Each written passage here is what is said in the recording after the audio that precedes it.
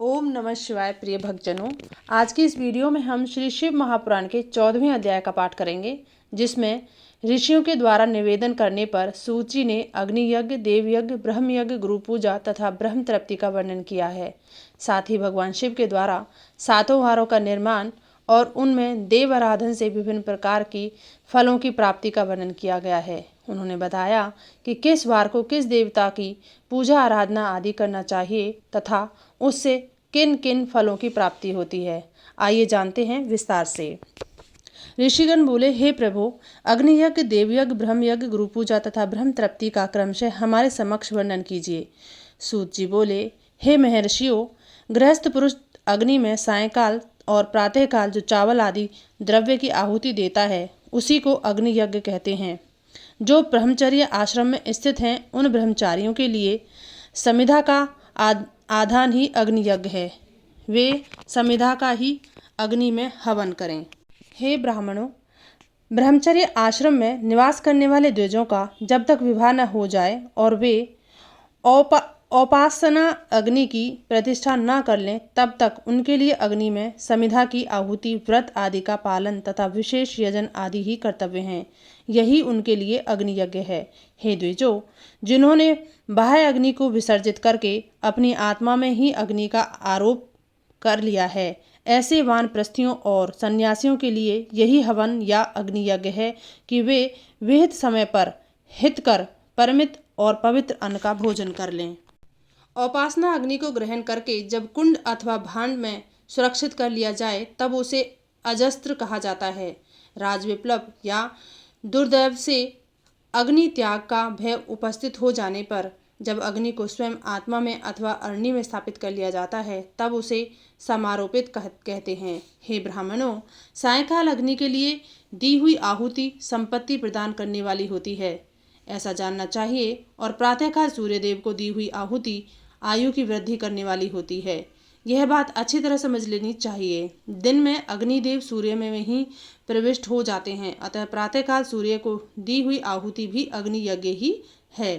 इंद्र आदि समस्त देवताओं के उद्देश्य से अग्नि में जो आहुति दी जाती है, उसे देव यज्ञ समझना चाहिए। स्थालीपाक आदि यज्ञों को देव यज्ञ ही मानना चाहिए। लौकिक अग्नि में प्रतिष्ठित जो चूड़ाकरण आदि संस्कार निमित्त हवन कर्म हैं, उन्हें भी देव यज्ञ के ही अंतर्गत जानना चाहिए। अब ब्रह्म यज्ञ का वर्णन सुनिए। द्विज को चाहिए कि वह देवताओं की तृप्ति के लिए निरंतर ब्रह्म यज्ञ करें। देवों का जो नित्य अध्ययन होता है, उसी को ब्रह्म यज्ञ कहा गया है। प्रातः नित्य कर्म के अनंतर सायंकाल तक ब्रह्म यज्ञ किया जा सकता है, उसके बाद रात में इसका विधान नहीं है। अग्नि के बिना देव यज्ञ कैसे संपन्न होता है, इसे आप लोग श्रद्धा से और आदर पूर्वक सुनिए। सृष्टि के आरंभ में सर्वज्ञ, दयालु और सर्वसमर्थ महादेव जी ने समस्त लोगों के उपकार के लिए वारों की कल्पना की। वे भगवान शिव संसार रूपी रोगों को दूर करने के लिए वैद्य हैं, सबके ज्ञाता तथा समस्त औषधों के भी औषध हैं। उन भगवान ने पहले अपने वार की कल्पना की, जो आरोग्य प्रदान करने वाला है। तत्पश्चात उन्होंने अपनी माया शक्ति का वार बनाया, जो संपत्ति प्रदान करने वाला है। जन्म काल में दुर्गतिग्रस्त बालक की रक्षा के लिए उन्होंने कुमार के वार की कल्पना की। तत्पश्चात सर्व समर्थ महादेव जी ने आलस्य और पाप की निवृत्ति तथा समस्त लोगों का हित करने की इच्छा से लोक रक्षक भगवान विष्णु का वार बनाया। इसके बाद सबके स्वामी भगवान शिव ने पुष्टि और रक्षा के लिए आयुःकर्ता तथा त्रिलोक सृष्टा परमेष्टि ब्रह्मा का आयुष कारक वार बनाया, जिससे संपूर्ण जगत के आयुष की सिद्धि हो सके। इसके बाद तीनों लोकों की वृद्धि के लिए पहले पुण्य पाप की रचना की। तत्पश्चात उनके करने वाले लोगों को शुभाशुभ फल देने के लिए भगवान शिव ने इंद्र और यम के वारों का निर्माण किया। ये दोनों वार क्रमशः भोग देने वाले तथा लोगों के मृत्यु भय को दूर करने वाले हैं। इसके बाद सूर्य आदि 7 ग्रहों को, जो अपने ही स्वरूप भूत तथा प्राणियों के लिए सुख दुख के सूचक हैं, भगवान शिव ने उपर्युक्त 7 वारों का स्वामी निश्चित किया। वे सब के सब ग्रह नक्षत्रों के ज्योतिर्मय मंडल में प्रतिष्ठित हैं। शिव के वार या दिन के स्वामी सूर्य हैं। शक्ति संबंधी वार के स्वामी सोम हैं। कुम्हार संबंधी दिन के अधिपति मंगल हैं। विष्णुवार के स्वामी बुध हैं। ब्रह्मा जी के वार के अधिपति बृहस्पति हैं। इंद्रवार के स्वामी शुक्र हैं और यमवार के स्वामी शनैश्चर हैं। अपने अपने वार में की हुई उन देवताओं की पूजा उनके अपने अपने फलों को देने वाली होती है। सूर्य आरोग्य के और चंद्रमा संपत्ति के दाता हैं। मंगल व्याधियों का निवारण करते हैं। बुध पुष्टि देते हैं। बृहस्पति आयु की वृद्धि करते हैं। शुक्र भोग देते हैं और शनैश्चर मृत्यु का निवारण करते हैं। ये 7 वारों के क्रमशः फल बताए गए हैं जो उन देवताओं की प्रीति से प्राप्त होते हैं। अन्य देवताओं की भी पूजा का फल देने वाले भगवान शिव ही हैं। देवताओं की प्रसन्नता के लिए पूजा की 5 प्रकार की ही पद्धति बनाई गई है।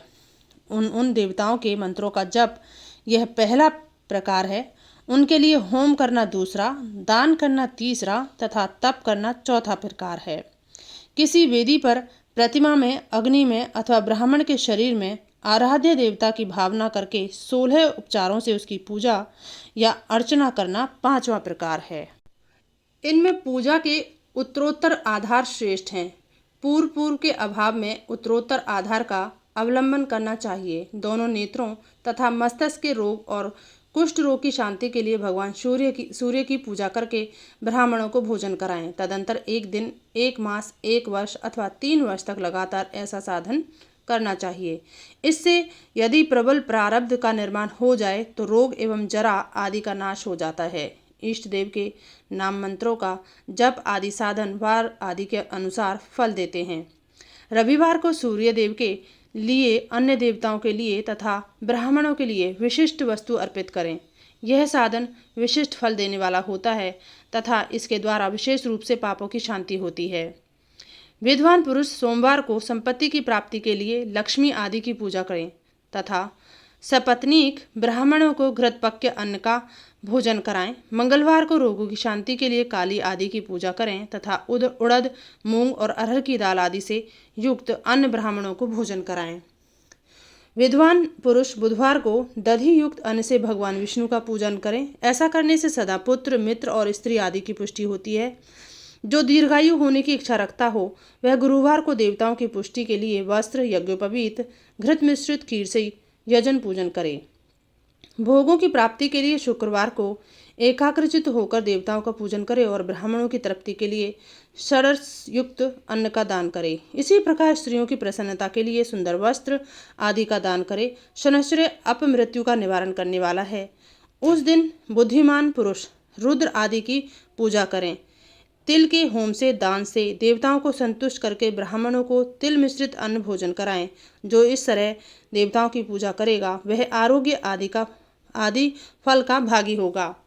देवताओं के नित्य पूजन, विशेष पूजन, स्नान, दान, जप, होम तथा ब्राह्मण तर्पण आदि में एवं रवि आदि वारों में विशेष तिथि और नक्षत्रों का योग प्राप्त होने पर विभिन्न देवताओं के पूजन में सर्वज्ञ जगदीश्वर भगवान शिव ही उन देवताओं के रूप में पूजित होकर सब लोगों को आरोग्य फल प्रदान करते हैं। देश, काल, पात्र, द्रव्य, श्रद्धा एवं लोक के अनुसार उनके तारतम्य क्रम का ध्यान रखते हुए महादेव जी आराधना करने वाले लोगों को आरोग्य आदि फल देते हैं। शुभ मांगलिक कर्म के आरंभ में, अशुभ अंत्येष्टि आदि कर्म के अंत में तथा जन्म नक्षत्रों के आने पर गृहस्थ पुरुष अपने घर में आरोग्य आदि की समृद्धि के लिए सूर्य आदि ग्रहों का पूजन करें। इससे सिद्ध है कि देवताओं का यजन संपूर्ण अभीष्ट वस्तुओं को देने वाला है। ब्राह्मणों को देव जैन कर्म वैदिक मंत्रों के साथ होना चाहिए। यहाँ ब्राह्मण शब्द क्षत्रिय या वैश्य का उपलक्षण है। शूद्र आदि दूसरों का देव यज्ञ तांत्रिक विधि से होना चाहिए। शुभ फल की इच्छा रखने वाले मनुष्यों को सातों ही दिन अपनी शक्ति के अनुसार सदा देव पूजन करना चाहिए। निर्धन मनुष्य तपस्या द्वारा और धन के द्वारा देवताओं की आराधना करे। वह बार बार श्रद्धापूर्वक इस तरह के धर्म का अनुष्ठान करता है और बारंबार पुण्य लोकों में नाना प्रकार के फल भोग कर पुनः इस पृथ्वी पर जन्म ग्रहण करता है। धनवान पुरुष सदा भोग सिद्धि के लिए मार्ग में वृक्ष आदि लगाकर लोगों के लिए छाया की व्यवस्था करें, जलाशय बनवाएं, वेद शास्त्रों की प्रतिष्ठा के लिए पाठशाला का निर्माण करें तथा अन्य प्रकार से भी धर्म का संग्रह करता रहे।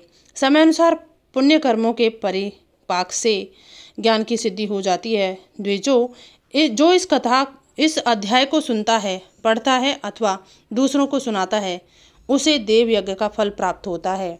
इस प्रकार श्री शिव महापुराण के अंतर्गत प्रथम विधिवेशन संहिता में अग्नि यज्ञ आदि का वर्णन नामक 14वां अध्याय पूर्ण हुआ।